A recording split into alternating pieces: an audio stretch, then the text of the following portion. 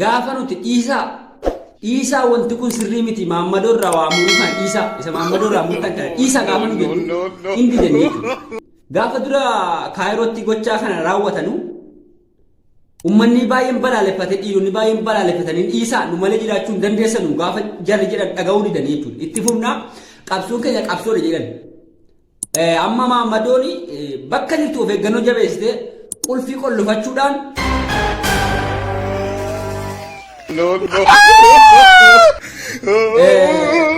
meeshaas jabeeffatte jechuudha.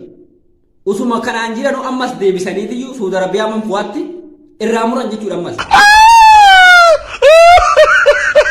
Of jabeessitee tasa gaafa isiin meeshaas bakka faaxeen tasa hin agarre gaafa isiin dhoffattu amma maquma akkasitti maraataa jiru jechuudha kun ilaalaa.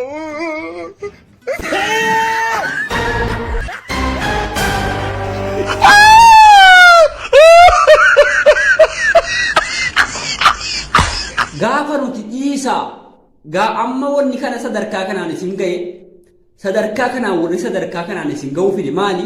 Maammadoo irraa ciruu keessani Maammadoo irraa hin cirinaa dhiisaa gaafa nuti hin jedhu amma Maammadoo isin baqateeti isinitti hin siqu. Shufuu ya haleela weela amma Baangaalittis hin himne jechuudha akkasiin namarraa ciraa jettan Baangaalii beeksifnee Baangaaliin isin baqate jechuudha. Waan akkana dhageenyaan Baangaaliin silaa onneen qabdu isinirraa baqate jechuudha. Sini galee kanaafiyyuu ammas qabsoon keessan itti fufuu keenyas itti fufuu abbaan dubbatu walumaan ilaali akkuma kana kun akkana ta'anii maraachuudha bakka Isaa yaa faaxoche Isaa gaafa nuti hin jedhu nu amantan jechuudha. Injifannoon kana eenyu diree keenya jechuudha.